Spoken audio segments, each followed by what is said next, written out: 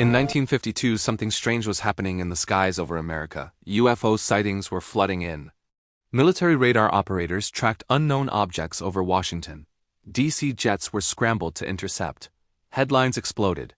And quietly, the U.S. Air Force launched one of the most controversial investigations in history. This wasn't a rumor. It was called Project Blue Book. To understand why, we have to go back to 1951. The Cold War had officially begun. The Soviet Union had detonated its first atomic bomb just 2 years earlier. The Korean War was raging. America was on edge, a nation holding its breath. So when unexplained objects started appearing in military radar reports, pilot testimonies, and thousands of civilian sightings, the government had no choice but to pay attention. On March 27, 1952, the U.S. Air Force formally established Project Blue Book at Wright-Patterson Air Force Base in Ohio. Its official mission was threefold. First, determine if these unidentified flying objects posed a threat to national security. Second, scientifically analyze all the UFO-related data they could gather. And third, publicly calm the rising tide of panic. Over the next 17 years, Project Blue Book would investigate 12,618 reported sightings. Let that number sink in. 12,618. But here's where it gets uncomfortable. Not all of those cases were ever explained. In 1952, astronomer Dr. J. Allen Hynek joined the project as its chief scientific consultant. At first, Hynek was a total skeptic. His job, essentially, was to debunk sightings to find a conventional explanation for every report that crossed his desk. But after reviewing hundreds, then thousands of cases including detailed reports from trained military pilots and radar confirmations from multiple sources, his position began to shift. He saw too much that couldn't be easily dismissed. By the late 1960s, Hynek was publicly stating that some cases absolutely deserved deeper, more serious scientific investigation. He went on to classify different types of sightings, coining a term that came directly from his work on Project Blue Book: close encounters. Let's look at one of the cases that started it all: the Washington, D.C. UFO incident. On 2 consecutive weekends in July 1952, radar operators at Washington National Airport detected multiple unidentified objects swarming the airspace over the nation's capital. Air Force jets were scrambled to intercept. Pilots reported seeing bright, fast-moving lights that performed maneuvers no known aircraft could execute. Radar operators on the ground confirmed they were tracking the same objects the pilots were seeing in the sky. Newspapers called it the Washington Flap. The official Air Force explanation was a temperature inversion, a weather phenomenon that can cause radar anomalies. But some of the radar operators who were there that night later expressed serious doubts. And that wasn't the only case that refused to go away. Fast forward to 1964 to the Lonnie Zamora incident. Lonnie Zamora was a trusted police officer in Socorro, New Mexico.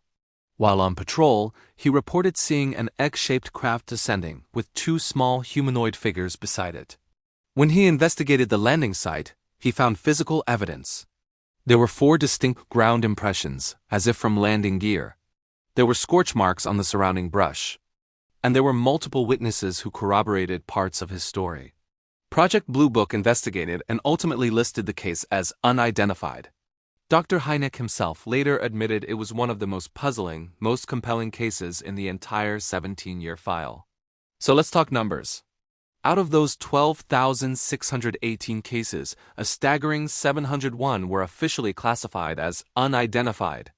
These weren't just blurry photos or backyard stories. Many of these involved highly credible witnesses like military pilots. Some included solid radar confirmation, and a number of them were never fully detailed to the public. Finally, in 1969, the Condon Committee released its final report, which concluded that UFOs did not pose a threat to national security, there was no evidence of extraterrestrial origin, and that further government investigation was not justified. And just like that, on December 17, 1969, Project Blue Book was officially shut down. But here's the question that still lingers after all these years. If there was really nothing to it, why did it take 17 years and over 12,000 investigations to come to that conclusion? After its closure, many critics argued that Blue Book's real mission was never truly about discovery. It was about containment. It was about public relations and managing panic during a tense era. Dr. Hynek himself later suggested that any attempt at serious, Unbiased scientific inquiry was actively discouraged from within the project. Decades later, many of the documents were declassified, allowing the public to read the files for themselves. They argue that the truly baffling cases were siphoned off, moved elsewhere into deeper, darker programs, far from public view, because Project Blue Book wasn't the end of the story. It was just one chapter.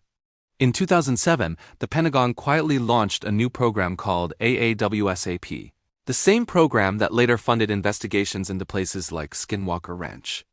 The pattern just keeps repeating: a wave of sightings, an official investigation, public reassurance, and then official closure. And then, years later, the slow revelation that the story was far from over. Project Blue Book officially concluded that UFOs were not extraterrestrial and posed no national threat. But 701 cases remained unexplained. Not misidentified. Unexplained. And that is the crucial difference. Because when the United States government spends 17 years and millions of dollars investigating something, it means they weren't laughing. It means they were concerned. Some mysteries are closed by paperwork. Others remain open, forever living in the margins. Project Blue Book ended in 1969, but the questions it raised never did. Thanks for watching. If you found this fascinating, hit that subscribe button for more deep dives into history's greatest mysteries.